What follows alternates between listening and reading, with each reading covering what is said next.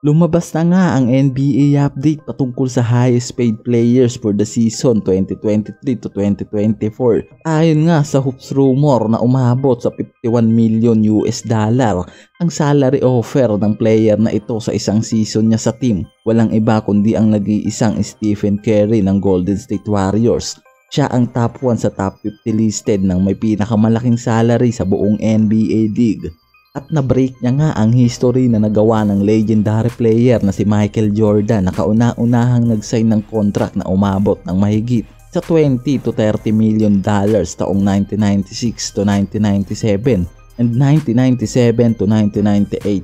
At si LBJ lang naman ang may highest career earner sa buong history ng NBA na umabot sa 431.86 million US dollar mula 2018 nang maglaro ito sa team ng Lakers. At ito nga lang parating na season ng NBA ay nakuha ni Stephen Curry ang atensyon ng buong mundo matapos na gumawa ng history bilang the highest season earner and is also the largest multi-year contract holder in NBA history. Siya lamang ang kauna-unahang NBA player na nakagawa niyan sa buong history at sa team niya ng Golden State Warriors dahil sa magandang performance niya bilang isang point guard at magandang dribbling skill at di mawawala ang magical 3-point shooting nito na dahilan kung bakit napakahirap depensahan ng isang Steph Curry at dahilan din para ilang beses mag-champion ng team nito at hindi nawawala sa finals ang team nila.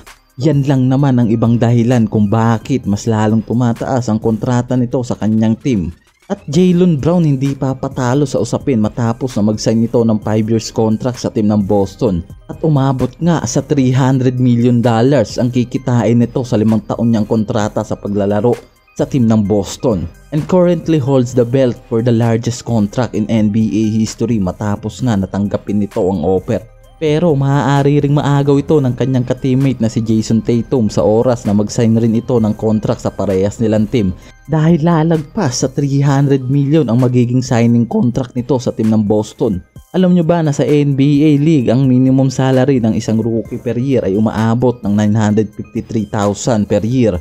Hindi na totalo para sa isang baguhan pero sa isang normal naman na NBA player na naglalaro ng higit sa 10 taon sa NBA ay maaaring umabot ang signing contract nito ng mahigit sa 2.7 million per year. Hindi na masama para sa mga normal na NBA player kaya naman kung iisipin ang mga sinasahod lalo na ng mga superstar o legendary NBA player ay talagang nakakalula dahil handa silang magbayad para lang makuha ang player na talagang gusto nilang paglaruin sa kanilang team at hindi naman nila pinagsisisihan ang pagkuha sa mga ito dahil sa napakagandang mga laro ang ipinapakita ng ating mga idolo sa NBA League. Sa ngayon sumusunod na may mataas na salary para sa darating na season NBA si Kevin Durant sa team ng Suns na umabot sa 47,649,433 US dollars at sumunod dito si Joel Embiid ng Sixers na umabot rin sa 47,607,350 US dollar. Pang-apat si LBJ sa team ng Lakers, pang-lima si Nikola Jokic sa team ng Nuggets na umabot rin sa 47,607,350 US dollar.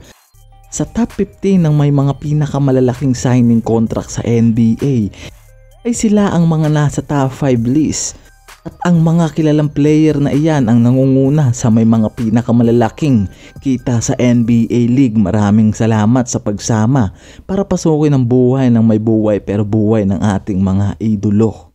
Maraming salamat.